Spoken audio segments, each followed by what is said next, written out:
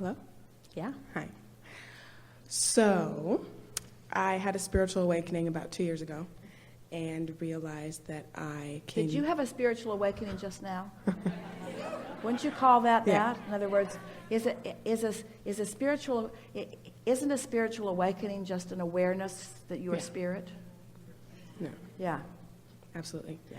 One of my favorite things to do is meditate with you in my ear. But when I do it, I feel extremely powerful while I'm doing it, but then I get really scared because I'm like talking to birds and trees and the grass, and I feel like the neighbors are looking at me like, who is this wacko lady? And I want to be able to be proud of that and not be scared of it. So wondering if you have soothing words. Well, you have pinpointed the precise thing that prevents most people from their true alignment, because you can't be seeking alignment with source and alignment with the neighbor at the same time. Oh, yeah. You kind of have to make a choice. And if you let your neighbor guide you, it doesn't usually go that well, because your neighbor will guide you to the things that will please the neighbor. Yeah. And yet, it is sort of the tendency. She has found herself talking right out loud while she's taking her walks, just talking out loud. And then she thinks, I should just put a Bluetooth thing on my ear. Yeah. And no one will know. They'll just think I'm talking to somebody on the phone. Yeah. And you are just talking to someone on the phone. In other words, she does have her Bluetooth on all the time. Yeah. You all do, you see. So this is a big conversation, isn't it? We're talking from your point of view, why do I care?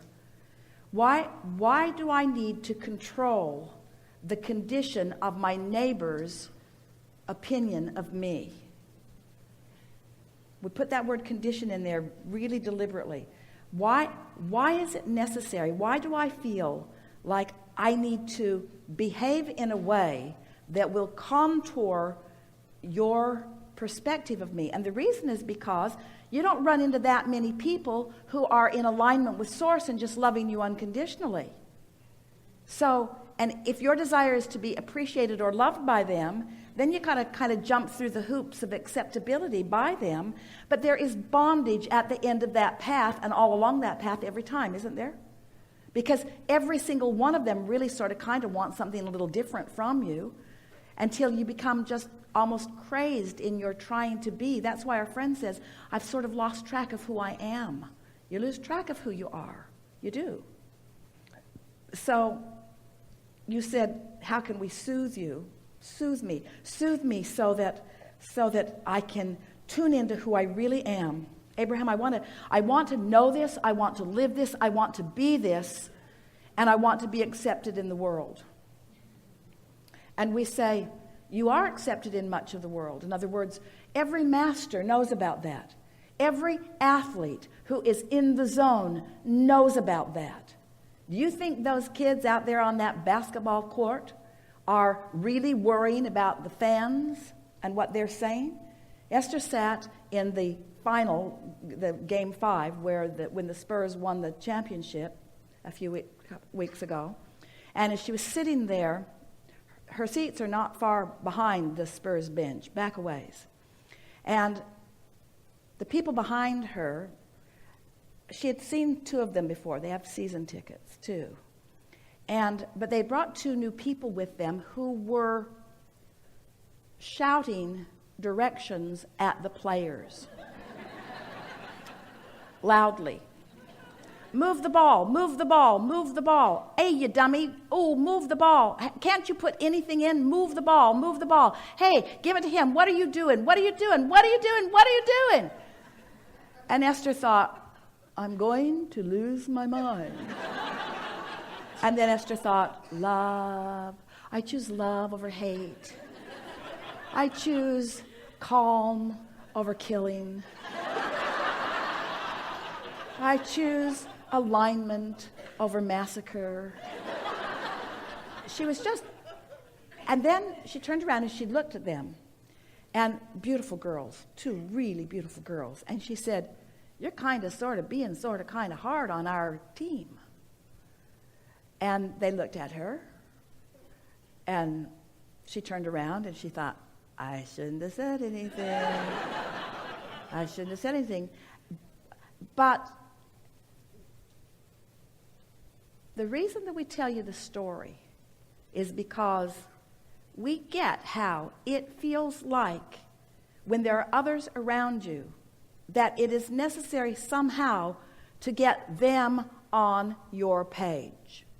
Like, if they're on your page, if they're on your team, if they're on your side, if they agree with you, if they are merged with your opinion, like you then have more power.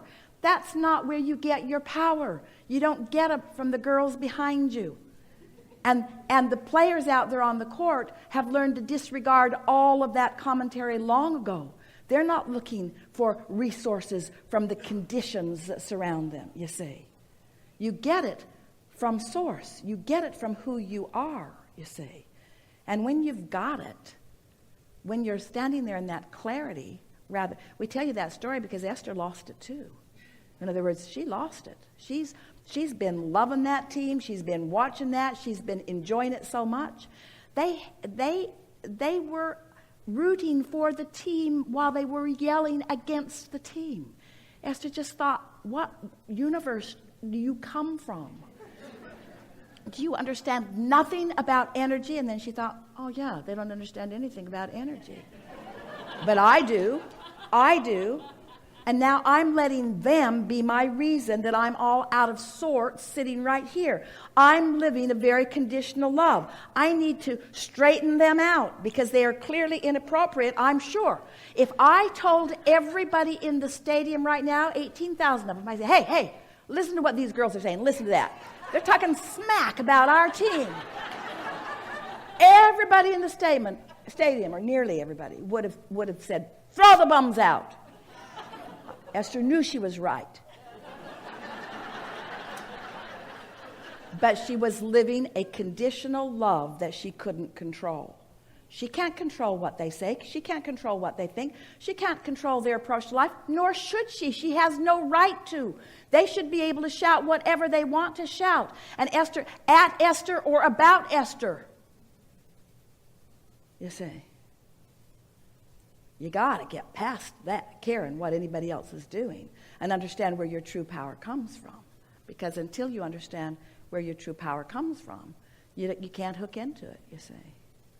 There are always going to be, no matter how perfect you align yourself to be, there will be a segment of the population who will disagree with the perfection that you have found. You just can't. You line them all up. All right, who likes me now?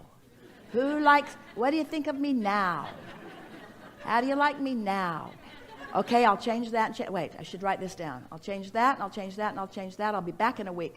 All right, how do you like me now? How do you like me now? And all those moving parts, they just keep moving around. You liked me last week. Why don't you like me this week? What'd I do? Oh, wasn't me? It didn't have anything to do with me? The way you feel about me doesn't really have anything to do with me. It's about your connection with your source. Oh, well, this gets easier. This gets easier. All I have to do is tend to my alignment unconditionally. And when I do, then it's easy to love you. Yeah? Really good conversation. You feel better?